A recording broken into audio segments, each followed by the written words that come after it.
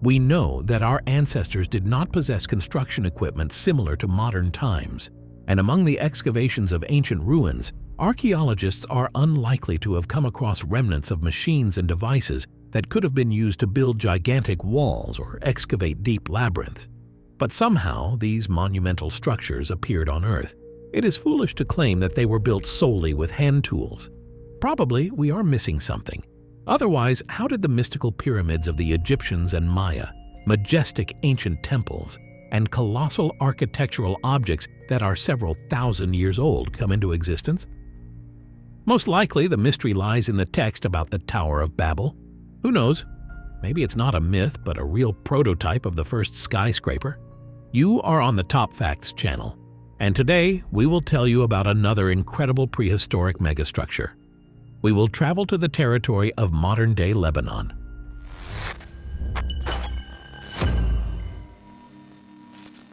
In the northeast of Lebanon, 65 kilometers northeast of Beirut, at an elevation of 1,130 meters above sea level, there is a monumental complex called Baalbek. There is another name, Heliopolis, which is connected to the ancient Egyptian cult of the sun god Aten. The ancient ruins of Baalbek can serve as the most convincing evidence of the existence of an advanced ancient civilization that is not reflected in our history textbooks. Baalbek is located atop a sacred hill in the fertile Bekaa Valley, and access there is not so simple today. This massive structure cannot be explained by traditional archaeology and architecture methods. It is made of huge megalithic stones, specifically carved stone blocks of enormous size, each weighing over 1,000 tons. The most interesting thing is its history.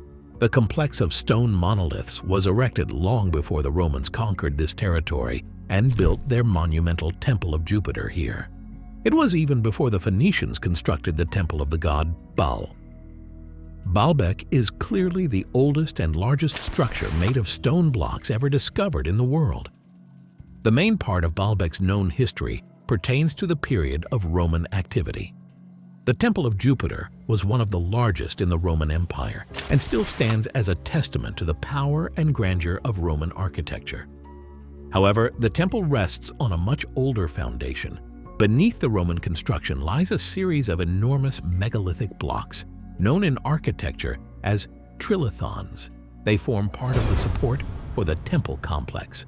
Number 1, each of these trilithons measures about 20 meters in length, over 4 meters in height, and 3.5 meters in thickness, weighing an average of about 900 metric tons, equivalent to the volume of 900 cubic meters of water. These are the largest stones ever assembled in a structure in human history. They were quarried, lifted, moved, and laid in the building's foundation.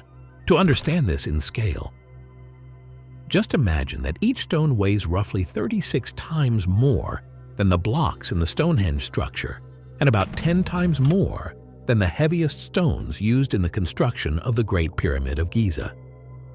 Despite their enormous size, these stones were somehow transported from a quarry located more than half a mile away and lifted to a height of 9 meters to form part of the complex's foundation. Later, the Roman Temple of Jupiter was built on this foundation. The precision with which these stones were cut and aligned is astonishing. They are fitted together almost seamlessly, with such narrow gaps that not even a sheet of paper can slip through. Unlike typical Roman construction, which showcased the grandeur of visible structures, the trilithons were embedded in the foundation and hidden from view. It seems they were laid primarily for structural purposes. Why would a civilization undertake such massive efforts to move and place these enormous stones if they did not intend to display them? Who needed such a sturdy construction to base themselves on for millennia? There are no historical documents from the Romans that would tell us how this architectural feat was accomplished, but historians know how meticulously the Romans documented almost every major construction project. It is interesting why there is not a single report in their chronicles about the movement of these huge stones, or a description of how they were incorporated into the foundation of the Temple of Jupiter. Moreover, the difference in construction technologies is striking. The skillfully processed megalithic foundation stones are much more advanced than the primitive stone masonry of Roman structures. This indicates that the construction went through several phases. In the early stages, it demonstrates higher technological standards. Additionally, according to historians, the largest Roman cranes could lift a load of up to 60 metric tons. It is extremely unlikely that they moved stones weighing 900 tons and more. Furthermore, the Romans used the method of screw drilling to be able to lift stones with their cranes. However, no drill marks were found on the trilithons. If no known Roman engineering technique matches the method of constructing the massive foundation, who then created the original base of Baalbek? Erosion marks from wind and sand are clearly visible on the trilithons, which are not present in the Roman construction. This suggests that they existed thousands of years before the Romans. Researcher Graham Hancock proposed the theory that these trilithons might be about 12,000 years old, and that the foundation appeared 10,000 years before the Roman construction. This is not just conjecture. There is archaeological evidence that traces of permanent human settlements at this site date back to around 9000 BCE. Whoever built these structures, they are entirely unknown to modern history and do not appear in any historical records. Just look at an individual megalithic block. One of these gigantic stones weighs about 800 tons. Compare its size with the nearby tourists. Next to it is the southern megalithic wall, where many such blocks with polished surfaces are located. Observe the perfect fit between them.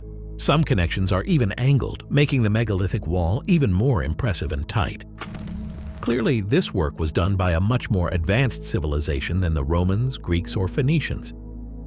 Even a child can see the clear difference between the excellent megalithic construction in the foundation and the looser Roman work on the surface. If we take a closer look at the processing of the gigantic stone blocks, we see strange parallel scratches. They are identical in different parts of the complex. These scratches extend almost 3 meters in length and are perfectly parallel. This means they could not have been made by primitive tools. Moreover, the marks resemble traces of machine processing. If you have watched our previous episodes, you have probably noticed that the traces are similar to those left on other prehistoric megalithic objects. For example, the Yanshan quarry in China also contains gigantic megalithic blocks weighing up to 16,000 tons. The walls of this quarry have exactly the same tool marks as those formed on the massive stones in Baalbek.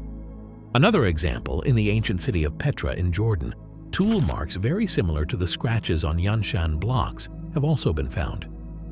These marks were created thousands of years before the Nabatean kingdom established the city in the 4th century BCE. Surprisingly, these even markings show a striking resemblance to modern stone-cutting machinery techniques. Look at the stripes created by modern mining equipment. How can ancient processing methods be so similar to modern technologies? Does this mean that the prehistoric civilization that built all these gigantic megalithic objects possessed advanced knowledge that we still use today? If you consider the joints, you will see that along the entire boundary of the block connections, the gap is reduced to none. The thickness of this miniature line is less than 1/3 of a millimeter. It is unknown what tool or machine created such a tight contact, but fitting such a precise and thin line with primitive tools is unimaginable. The edges of the blocks have a chamfer, a beveled edge, and the shape of the chamfer on both connected blocks is identical. The faces were processed with almost jeweler-like precision, and some areas were even polished. The quality and accuracy of the work are evident in this groove, which is precise to a fraction of a millimeter. Look at the entire gigantic megalithic wall made of massive 800-ton blocks.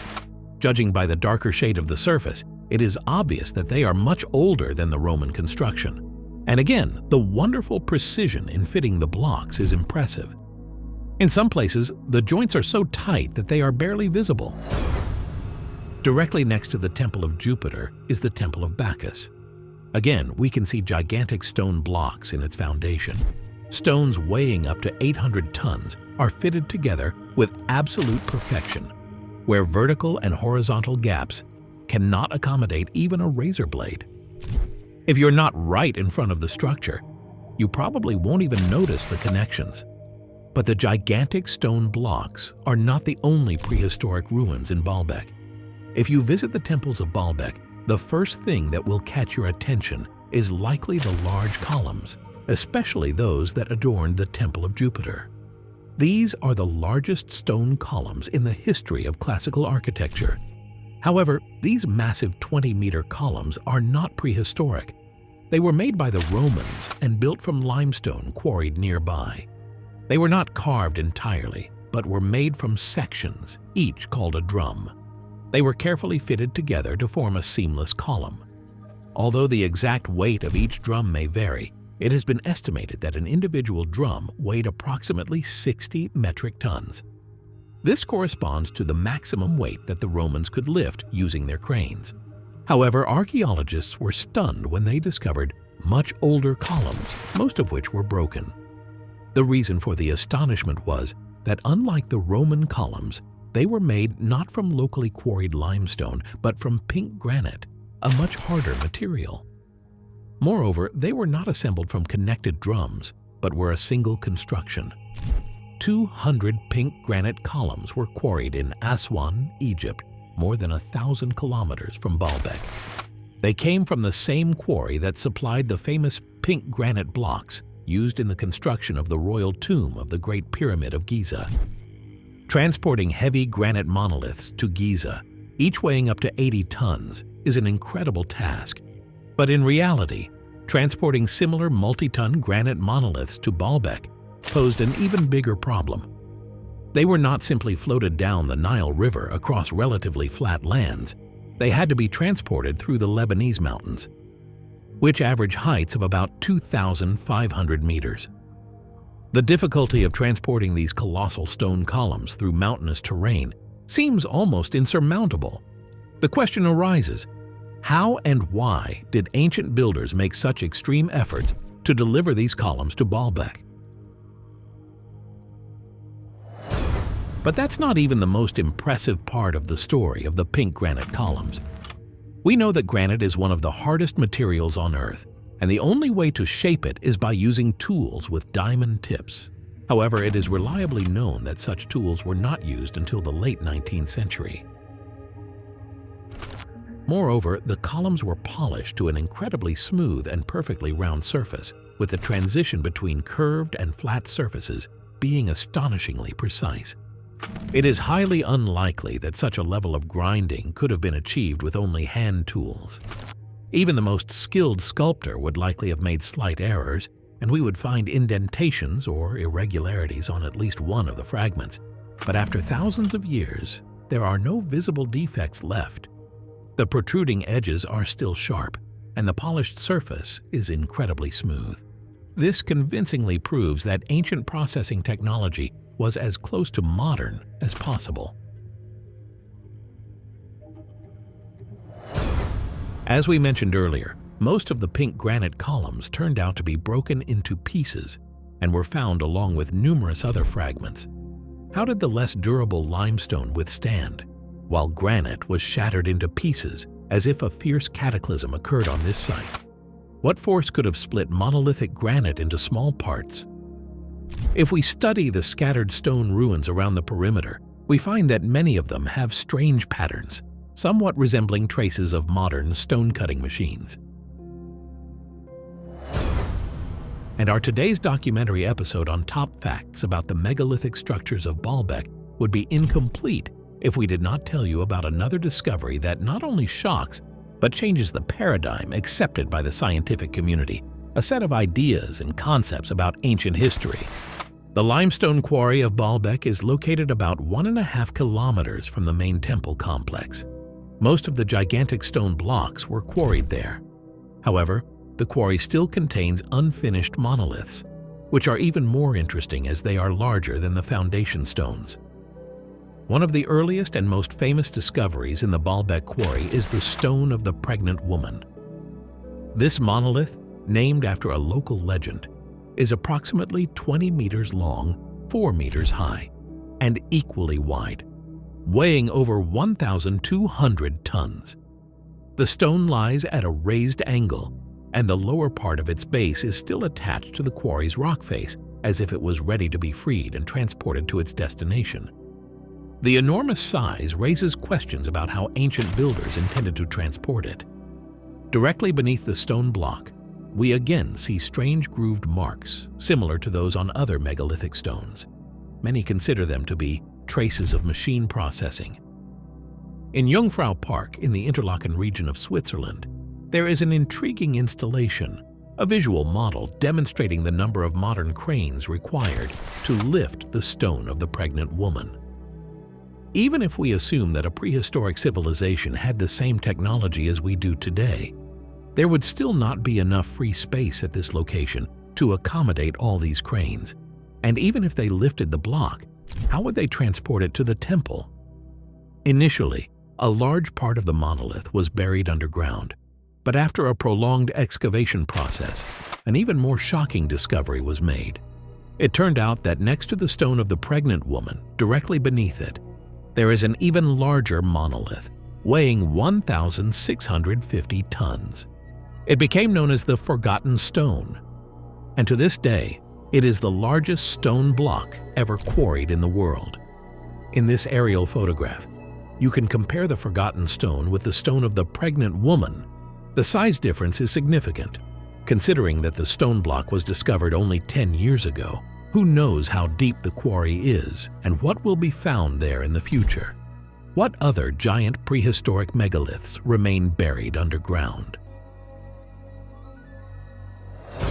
The Baalbek quarry is not only a place for finding massive monoliths, it also contains caves, smaller processed blocks, and a number of mysterious structures. For example, vertically standing monoliths, which were named the Witnesses. These stones differ from horizontally cut blocks in that they stand vertically, almost like sentinels guarding the quarry. The name implies that they served as markers or signposts, possibly indicating the significance of the quarry or the completion of certain stages of extraction.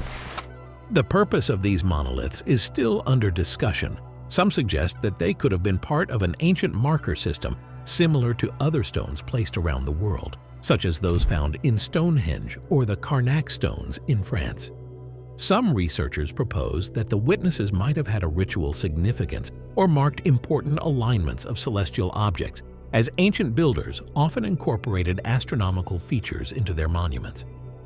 A lesser-known location is another nearby quarry that has barely been excavated.